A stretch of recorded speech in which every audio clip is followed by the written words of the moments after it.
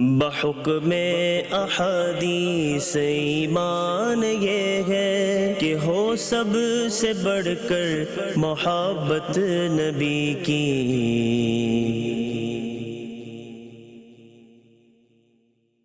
الحمد للہ رب العالمین والصلاة والسلام علی سید الانبیاء والمرسلین، اما بعد فاعوذ باللہ من الشیطان الرجیم، بسم اللہ الرحمن الرحیم۔ الصلاة والسلام علیک یا رسول اللہ وعلی آلک واصحابک یا حبیب اللہ۔ الصلاة والسلام علیک یا نبی اللہ وعلی آلک واصحابک یا نور اللہ۔ مدنی چینل کے ناظرین، درس سیاہ ستہ سے پہلے ہم نبی پاک صلی اللہ تعالیٰ علیہ وآلہ وسلم کی ذات مبارکہ پر درود پاک کی فضیلت سنتے ہیں۔ سرکار دو عالم صلی اللہ تعالیٰ علیہ وآلہ وسلم نے ارشاد فرمایا،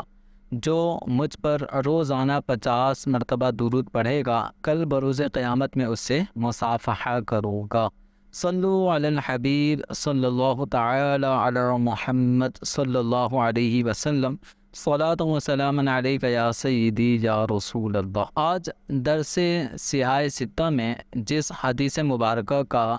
درس دینے کے حوالے سے انتخاب کیا ہے، اس حدیث مبارکہ کو امام بخاری رحمۃ اللہ تعالی علیہ نے حضرت سیدنا عبداللہ بن عمر رضی اللہ تعالی عنہما سے روایت کیا ہے۔ اس حدیث مبارکہ میں 3 شخصوں کا ذکر ہے جو کسی غار کے اندر جا کر پھنس جاتے ہیں، اور وہاں پر پھر وہ اللہ تبارک و تعالیٰ کی بارگاہ میں اپنے نیک اعمال کا وسیلہ پیش کر کے اس غار سے نجات پانے کی دعا کرتی ہے۔ بالآخر ان کی دعائیں قبول ہوتی ہیں اور وہ اس غار سے نکلنے میں کامیاب ہو جاتے ہیں۔ تو آئیے اس حدیث مبارکہ کو، جسے امام بخاری رحمۃ اللہ تعالیٰ علیہ نے اپنی صحیح بخاری شریف میں، اس کے علاوہ امام مسلم رحمۃ اللہ تعالیٰ علیہ نے، حضرت سیدنا امام احمد بن حنبل رحمۃ اللہ تعالیٰ علیہ نے اپنی مسند امام احمد میں بھی اسے نقل فرمایا ہے۔ تو بخاری شریف کے حوالے سے جو الفاظ بخاری شریف کے ہیں، آئیے ہم اس حدیث مبارکہ کو بخاری شریف کے الفاظوں میں سنتے ہیں۔ عن ابن عمر رضی اللہ تعالی عنہما عن رسول اللہ صلی اللہ علیہ وسلم قال، یعنی حضرت عبداللہ بن عمر رضی اللہ تعالی عنہ نبی پاک صلی اللہ تعالیٰ علیہ وآلہ وسلم سے اس بات کو روایت کرتے ہیں۔ آقا دو عالم صلی اللہ علیہ وسلم نے ارشاد فرمایا، بینما ثلاثۃ نفر یتماشون، کہ 3 افراد کسی جگہ سے گزر رہے تھے، اخذہم المطر، تو جس جگہ سے گزر رہے تھے وہاں پر انہیں بارش نے آ لیا، یعنی بارش بہت زیادہ ہونے لگی۔ فما لو الی غار فی الجبل، تو وہ تینوں افراد پہاڑ کے اندر موجود کسی غار کے اندر وہ چلے گئے۔ فانحطت علی فم غارہم صخرۃ من الجبل، تو پہاڑ کی ایک چٹان نے اس غار کے منہ پر آ کر اسے بند کر دیا۔ فاطبقت علیہ، چٹان کا جو منہ تھا اس پہاڑ سے گرنے والی چٹان نے اسے ڈھک دیا۔ فقال بعضهم لبعض، اب وہ تینوں آپس میں پریشان ہوئے اور ایک دوسرے سے کہنے لگے، انظروا اعمالا عملتموها للہ صالحۃ، کہ اپنے اپنے اعمال پر غور کرو کہ کوئی ایسا عمل تم نے نیک کیا ہو جو اللہ تبارک و تعالیٰ کی رضا کے لیے کیا ہو، تو ایسے اپنے اعمال پر ذرا نظر ڈالو۔ اس کے بعد کہا فادعوا اللہ بہا، پھر ان نیک اعمال پر غور کرنے کے بعد ان نیک اعمال کے ذریعے سے، وسیلے سے اللہ تبارک و تعالیٰ کی بارگاہ میں دعا کرو، لعلہ یفرجوہا، کہ اس غار کے دہانے پر، منہ پر جو چٹان کا ایک حصہ آ کر ٹھہر گیا ہے، اللہ تعالیٰ ان نیک اعمال کی برکت سے، ان کے توسل کی برکت سے اس کو یہاں سے ہٹا دے۔ فقال احدہم، تو ان میں سے ایک شخص وہ اللہ کی بارگاہ میں عرض کرنے لگا، اللہم انہ کان لی والدان شیخان کبیران، کہ اے اللہ میرے ماں باپ دونوں بڑھاپے کو پہنچ چکے تھے، ضعیف العمری کو، بہت زیادہ وہ بوڑھے اور کمزور ہو چکے تھے، ولی صبیۃ صغار،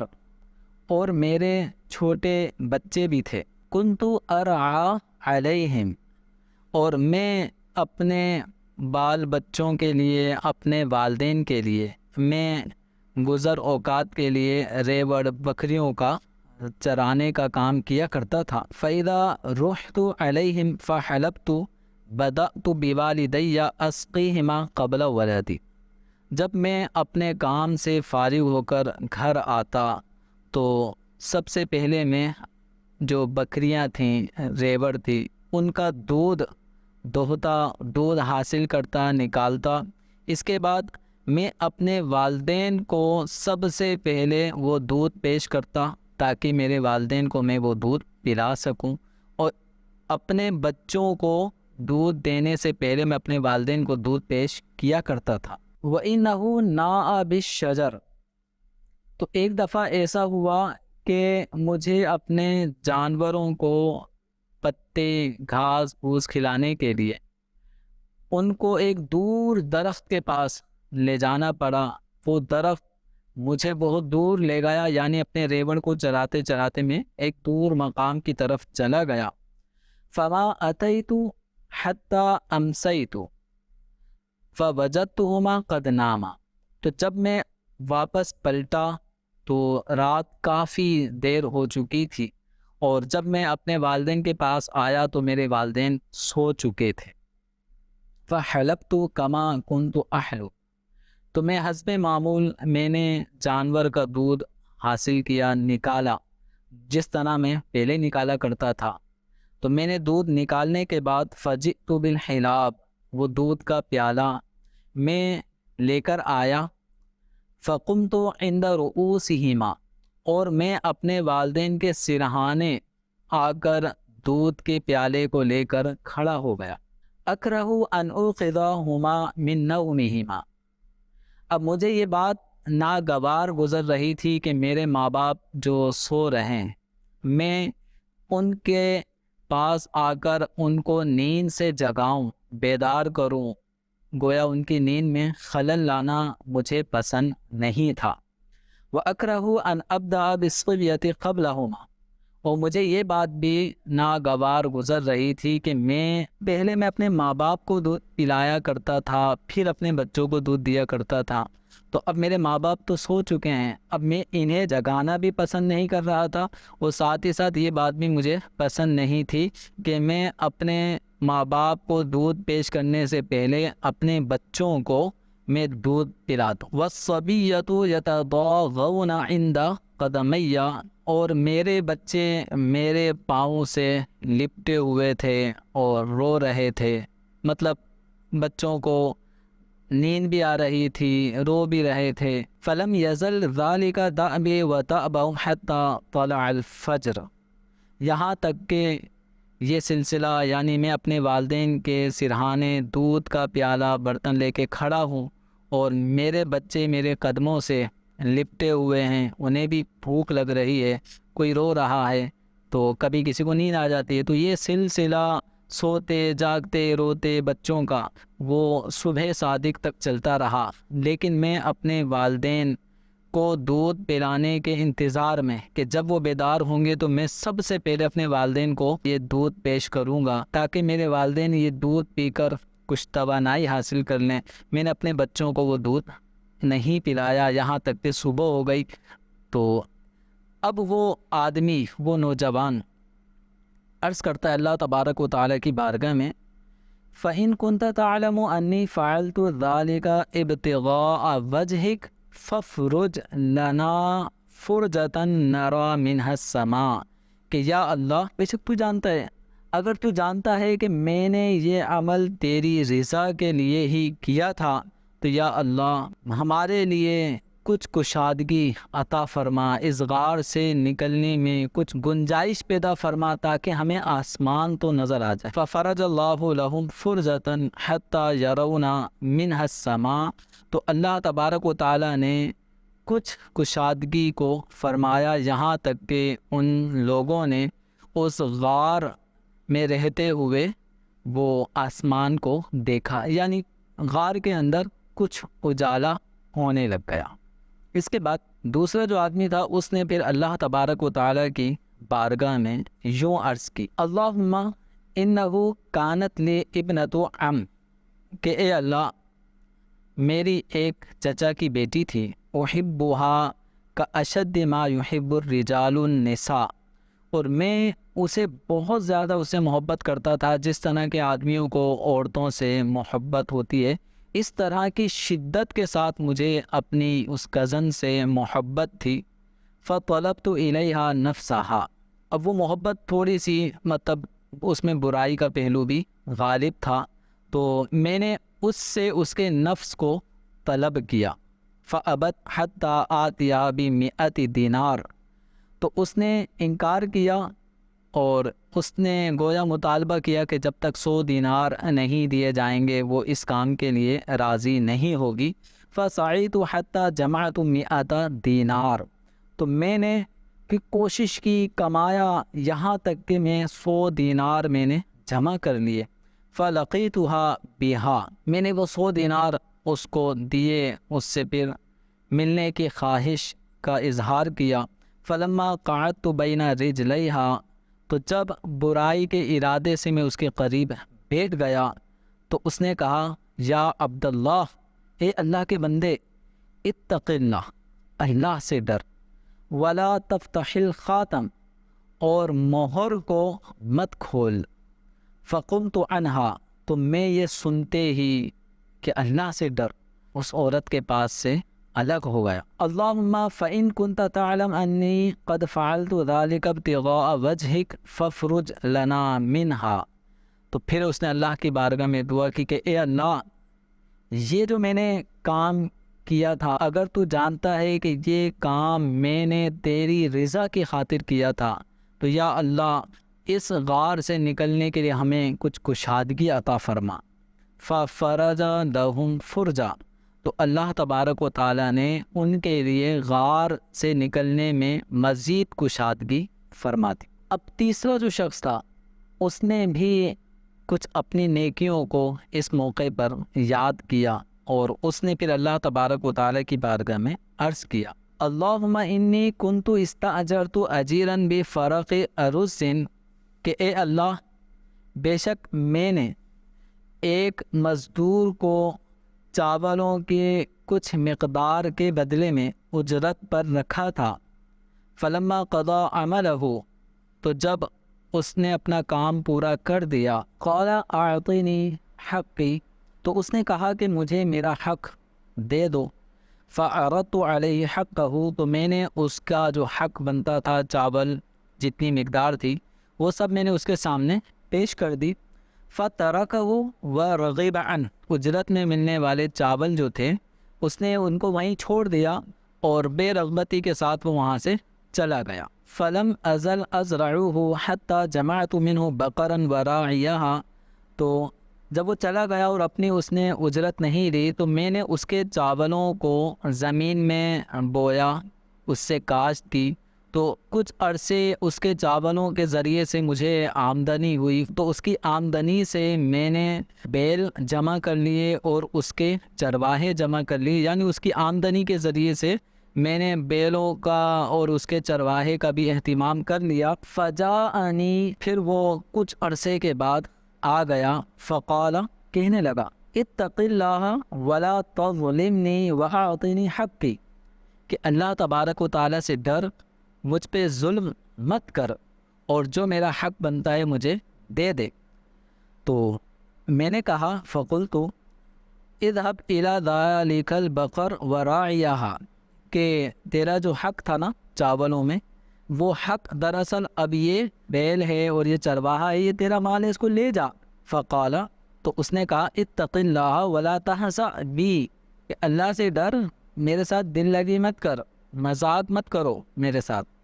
تو میں نے کہا، انی لا احزأ بک، کہ میں تجھ سے بالکل بھی مذاق نہیں کر رہا۔ فخذ ذاک البقر وراعیہا، یہ جو گائے تجھے نظر آ رہی ہے، بیل نظر آ رہا ہے، یہ اور اس کا جو چرواہا ہے، اس چاول کی جو اجرت جو تجھے دینے تھے یہ سب وہی ہے، یہ لے جا۔ فَأَخَذَهُ فَانطَلَقَ بِهَا، تو وہ مزدور اس گائے کو اور اس کے چرواہے کو، ان سب کو وہ لے کر چلا گیا۔ فَإِن كُنْتَ تَعْلَمُ أَنِّي فَعَلْتُ ذَلِكَ ابْتِغَاءَ وَجْهِكَ، تو اے اللہ اگر تو جانتا ہے کہ یہ جو میں نے عمل کیا تھا وہ تیری رضا کی خاطر کیا تھا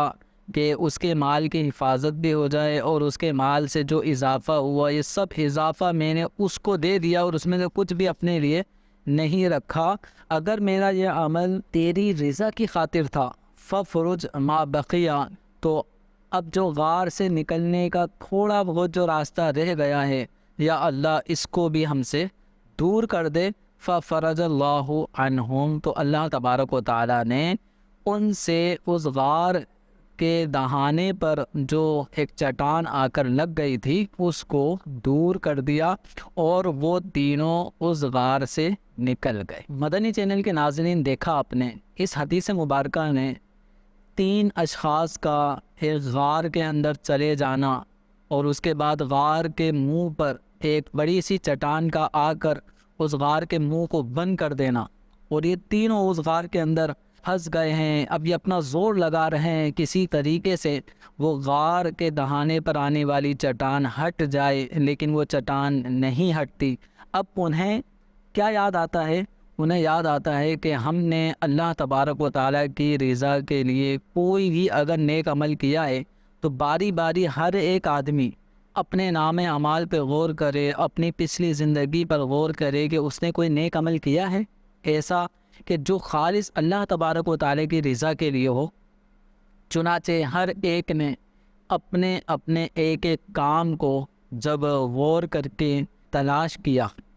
تو پہلے شخص نے جو عمل تلاش کیا وہ یہ کہ وہ اپنے ماں باپ کی خدمت رضائے الہی کے ساتھ کیا کرتا تھا۔ دوسرے شخص نے اس عمل کو یاد کیا کہ اس نے اللہ تبارک و تعالیٰ کی رضا کے لیے برائی، بدکاری، زنا کے عمل سے وہ ہٹ گیا، بچ گیا۔ اور تیسرے شخص نے جو مزدور کی جو اجرت دینی تھی اور مزدور اپنی اجرت لیے بغیر چلا گیا تھا تو اس نے مزدور کی جو اجرت علیحدہ کر لی تھی، اس علیحدہ کی ہوئی اجرت کو اپنی زمین میں کاشت میں صرف کیا اور اس کے ذریعے جو آمدنی ہوئی وہ سب کی سب آمدنی اس مزدور کو اللہ تبارک و تعالیٰ کی رضا کے لیے پیش کر دی۔ تو ان تینوں کے ان نیک اعمال کو اللہ تبارک و تعالیٰ نے مقام قبولیت عطا فرمایا تھا، اور اس مقام قبولیت کا نتیجہ یہ نکلا، اور اخلاص کے ذریعے کیے جانے والے ان اعمال کا فائدہ یہ ہوا کہ اللہ تبارک و تعالیٰ نے ہر ایک کے اس نیک عمل کے بدلے غار کے دہانے پر آنے والی اس چٹان کو تھوڑا تھوڑا ہٹا دیا۔ اب یہ اللہ تبارک و تعالیٰ کی کرم نوازی ہے کہ نیک اعمال کو اللہ تبارک و تعالیٰ بندوں کی مصیبت میں آسانی فراہم کرنے کے لیے بھی ان کو ذریعہ بنا دیتا ہے۔ چنانچہ تینوں کے ان نیک اعمال کا نتیجہ یہ ہوا کہ اللہ تبارک و تعالیٰ نے ان کو غار سے باہر نکلنے کی ایک صورت بنا دی، اور وہ چٹان غار کے جو منہ پر آ کر غار کو بند کر چکی تھی وہ ہٹ گئی اور تینوں اس غار سے باہر آ گئے۔ اس حدیث مبارکہ کو شارحین حدیث نے نقل فرمانے کے بعد اس بات کو بھی پوائنٹ آؤٹ کیا ہے کہ اعمال صالحہ بھی اللہ تبارک و تعالیٰ کی بارگاہ میں بطور وسیلہ پیش کیے جا سکتے ہیں۔ جی ہاں، تو آپ نے دیکھا کہ یہ تینوں اشخاص نے اپنے اپنے عمل کو اللہ تبارک و تعالیٰ کی بارگاہ میں بطور وسیلہ پیش کیا، اور ان کے یہ نیک عمل چونکہ اللہ تبارک و تعالیٰ کی رضا کے لیے ان حضرات نے کیے تھے، تو ان نیک اعمال کی برکت سے ان کی اس مصیبت کو اللہ تبارک و تعالیٰ نے ٹال دیا۔ تو اب جو نیک لوگ ہیں جو اللہ تبارک و تعالیٰ کی رضا کے لیے، فقط اسی کی رضا کے لیے اخلاص سے بھرپور نیک اعمال کرتے ہیں، اللہ تبارک و تعالیٰ ان نیک اعمال کی برکت سے بندوں کی مصیبتوں کو بھی دور فرماتا ہے۔ اب وہ افراد، وہ لوگ کہ جو نیک اعمال نہیں کرتے، مثلا ہم گناہ گار، اللہ تبارک و تعالیٰ کی بارگاہ میں اللہ کے مقبول بندوں کی نیکیوں کو ہم بطور وسیلہ پیش کرتے ہیں۔ مثلا ہم اللہ تبارک و تعالیٰ کی بارگاہ میں یوں عرض کریں کہ یا اللہ، تجھے تیری محبوب صلی اللہ تعالیٰ علیہ وسلم کے مقبول سجدوں کا واسطہ، یا اللہ تجھے حضرت سیدنا امام حسین رضی اللہ تعالیٰ عنہ کی شہادت کا واسطہ، یا اللہ تجھے ہمارے پیارے غوث پاک رضی اللہ تعالیٰ عنہ کی نیکیوں کا صدقہ، نیکیوں کا واسطہ، یا اللہ ہم پر رحم فرما، ہماری مصیبتوں کو دور فرما، ہمیں تقوی عطا فرما، پرہیزگاری عطا فرما، ہماری دینی دنیاوی الجھنیں دور فرما۔ تو جس طرح نیک اعمال بندے نے کیے وہ اللہ کی بارگاہ میں بطور وسیلہ پیش کر سکتا ہے، تو ایسے ہی اللہ تعالیٰ کے نیک بندوں کے نیک اعمال کو بھی بطور وسیلہ پیش کیا جا سکتا ہے، بلکہ ان نیک بندوں کی ذات کے وسیلے سے بھی اللہ تبارک و تعالیٰ کی بارگاہ میں دعا کی جا سکتی ہے، اور اللہ تبارک و تعالیٰ ان نیک صالحین کے وسیلے سے بھی دعاؤں کو قبول فرماتا ہے۔ اس واقعے میں ہمیں یہ بات بھی معلوم ہوئی کہ اپنے بوڑھے والدین، ان کی خدمت کرنا بھی آدمی کے اوپر لازم ہے۔ جیسا چھوٹے بچے ہیں وہ محتاج ہوتے ہیں، تو ایسے ہی بڑھاپے میں بھی جب بندہ پہنچ جاتا ہے تو وہ بھی بچوں کی طرح وہ اپنی اولاد کا محتاج ہو جاتا ہے۔ تو اب جو بیٹا ہے تو اس پر اپنے بوڑھے والدین کی خدمت بھی لازم ہوتی ہے، اور اپنے چھوٹے بچوں کی کفالت بھی اس کے اوپر لازم ہوتی ہے، تو وہ دونوں کے حقوق ادا کرتا ہے، اور دین اسلام ہمیں اسی بات کی تعلیم دیتا ہے۔ اب یہاں پر اپنے بوڑھے والدین کو اپنے چھوٹے بچوں پر جو ایک ترجیح دینے کا عمل پایا گیا، تو اپنے بوڑھے والدین کو چھوٹے بچوں پر ترجیح دینا بھی ایک قسم کی نیکی ہے، کہ پہلے کوئی بھی چیز لے کر آئے تو اپنے والدین کی خدمت میں پیش کرے، بعد میں اپنے بچوں کو پیش کرے۔ تو یہ والدین کے دل میں پہلے خوشی داخل کرنا، ان کے احترام، ان کی عظمت کے پیش نظر، یہ بھی ایک نیکی ہے۔ تو ہمیں چاہیے کہ ہمیں اللہ تبارک و تعالیٰ نے والدین دونوں کی صورت میں، یا کوئی ایک اگر انتقال کر گیا تو یہ دوسرے کی صورت میں اللہ تعالیٰ نے جو ہمیں اس نعمت سے بہرہ مند کیا ہے، تو ہمیں اپنے والدین کے ساتھ نیک اور بھلائی کا سلوک کرنا چاہیے، ان کی خدمت کرنا چاہیے۔ اور کوئی بھی چیز اگر ہم لے کر آ رہے ہیں، جیسے مثال کے طور پہ ماہ رمضان المبارک ابھی جاری و ساری ہے، عید کی تیاریاں ہو چکی ہوں گی یا ہو رہی ہوں گی، تو جس طرح ہم اپنے بچوں کے لیے کپڑوں کا اہتمام کرتے ہیں، عید کے موقع پر ان کے لیے عید کی تیاریاں ہوتی ہیں، تو جن کو اللہ تبارک و تعالیٰ نے والدین کی صورت میں یہ نعمت عطا فرمائی ہے، تو انہیں چاہیے کہ عید کی تیاری میں بھی اپنے والدین کو ترجیح دیں، اپنے والدین کے لیے بھی کپڑوں کا، ان کے جوتوں کا، ان کے لباس کا اہتمام کریں۔ اچھا، یہاں پر کسی کے ذہن میں یہ سوال پیدا ہو سکتا ہے کہ بچوں پر یہ کہیں ظلم تو نہیں کہ بچے رو رہے ہیں اور وہ بچوں کو دودھ پلانے کے بجائے اپنے والدین کو دودھ پیش کرنے کے لیے وہ کھڑے ہیں؟ یہ بچوں پر ظلم نہیں ہے، بلکہ یہاں پر ماں باپ کا احترام کیا جا رہا ہے، کہ بوڑھے ماں باپ بھی بچوں ہی کی طرح ہوتے ہیں، وہ بھی کمزور ہو جاتے ہیں، اور جب عمر آدمی کی 60 سال 70 سال کے قریب تجاوز کر جاتی ہے، تو بالکل بوڑھے ماں باپ بھی چھوٹے بچوں کی طرح وہ بھی کمزور ہو جاتے ہیں۔ تو احتراماً ان کو ترجیح دینا یہ چھوٹے بچوں کے اوپر ظلم نہیں ہے۔ پھر ایک وجہ یہ بھی ہے کہ بعض اوقات آپ نے دیکھا ہوگا کہ چھوٹے بچے بھوک کی وجہ سے اگر روتے بھی ہیں تو تھوڑی دیر بعد ان کو بھی قرار آ جاتا ہے، وہ سو جاتے ہیں۔ تو اس طرح یہ بچوں پر ظلم نہیں ہے، یہ بوڑھے والدین کے ساتھ ایک احترام کا سلوک ہے۔ یہ ایسی چیز ہے کہ آج اگر ہم اپنے والدین کے ساتھ ادب و احترام کا معاملہ کریں گے، ان کی خدمت میں پیش رہیں گے، تو یہ سمجھو ایک نقد سودا ہے۔ اگر کوئی اپنے والدین کی خدمت میں پیش رہا، خدمت میں آگے بڑھ کر خدمت کرتے رہا، وہ دیکھے گا کہ اس کے بڑھاپے میں بھی اس کی اولاد بڑھ چڑھ کر اس کی خدمت کر رہی ہوگی۔ تو یہ بالکل دنیا میں بھی بندے کو اپنے والدین کی خدمت کا صلہ ملتا ہے، تو اس میں کوئی بچوں پہ ظلم والی بات نہیں ہے۔ اسی طرح اس کے اندر جو دوسری بات تھی وہ ایک برائی سے بچنے کا معاملہ، ایک ہے گناہ نہ کرنا۔ یہ کمال ہے کہ ایک آدمی گناہ نہیں کرتا، اور اس سے بڑھ کر کمال یہ ہے کہ آدمی گناہ پر قادر ہو جائے محض رضائے الہی کے لیے اس گناہ کو چھوڑ۔ تو اس واقعے کے اندر ایک نوجوان گناہ پر قادر ہو چکا تھا، لیکن محض اللہ تبارک و تعالیٰ کی رضا کے لیے اس نے گناہ کو چھوڑ دیا، برائی سے دور ہٹ گیا۔ تو اس کا نتیجہ کیا ہوا کہ اس برائی سے بچنے کی وجہ سے اللہ تعالیٰ نے اس غار سے نکلنے میں ان کی مدد فرمائی۔ قرآن پاک میں اللہ تعالیٰ فرماتا ہے وَلِمَنْ خَافَ مَقَامَ رَبِّهِ جَنَّتَانِ، کہ جو اپنے رب کے حضور کھڑے ہونے سے ڈرے اس کے لیے 2 جنتیں ہیں۔ ایک اور مقام پہ فرمایا وَأَمَّا مَنْ خَافَ مَقَامَ رَبِّهِ وَنَهَى النَّفْسَ عَنِ الْهَوَىٰ فَإِنَّ الْجَنَّةَ هِيَ الْمَأْوَىٰ، کہ جو اللہ تبارک و تعالیٰ کے حضور کھڑے ہونے سے ڈرے اور اپنے نفس کو برائی شہوت سے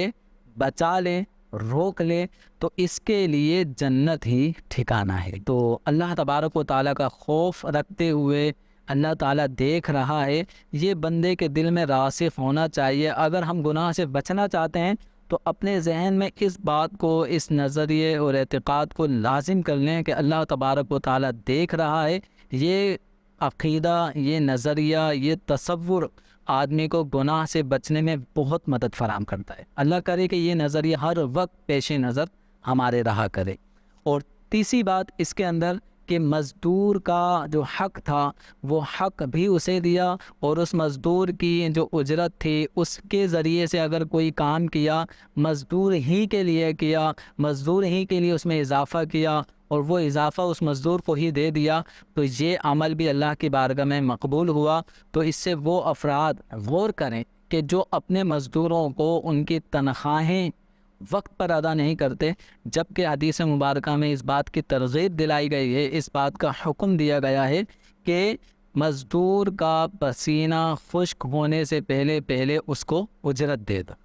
تو اس طرح کیا ہوگا، مزدور کی دل میں خوشی داخل ہوگی، اور یہ بندے کے لیے راحت کا سامان ہے، اور مزدور کو اس کی اجرت دے دیں گے۔ تو یہ گویا کہ ایک وقت ہے جس پہ وقت پر مزدور کو اس کی مزدوری مل رہی ہے۔ لیکن ہمارے ہاں حال یہ ہے کہ کسی بھی مزدور کی اجرت کو بعض اوقات جبراً جو ہے وہ روک لیا جاتا ہے، اور بعض لوگوں کو کئی مہینوں کی تنخواہیں نہیں دی جا رہی ہوتی، یا اگر تنخواہ دی جا رہی ہے تو آدھی تنخواہ اس کو بڑا رلا کر دی جا رہی ہوتی ہے۔ تو ہمارے ایسے فیکٹری اونرز، ایسے سیٹھ حضرات، ایسے افسروں کو غور کرنا چاہیے اور حق العبد میں گرفتار نہ ہوں، کسی بھی طرح سے کسی بندے کا حق تلف نہ کریں۔ اللہ تبارک و تعالیٰ سے دعا ہے کہ اس حدیث مبارکہ میں جو 3 اوصاف ذکر کیے گئے، ماں باپ کی خدمت اور برائی سے اپنے آپ کو بچانا، بدکاری سے اپنے آپ کو بچانا، اور مزدور کو اس کی اجرت احسن طریقے سے ادا کرنا، اللہ تبارک و تعالی ہمیں ان 3 اعمال پر عمل کرنے کی توفیق عطا فرمائے۔ آمین بجاہ نبی الامین صلی اللہ علیہ وسلم۔ بحکم احادیث ایمان یہ ہے کہ ہو سب سے بڑھ کر محبت نبی کی۔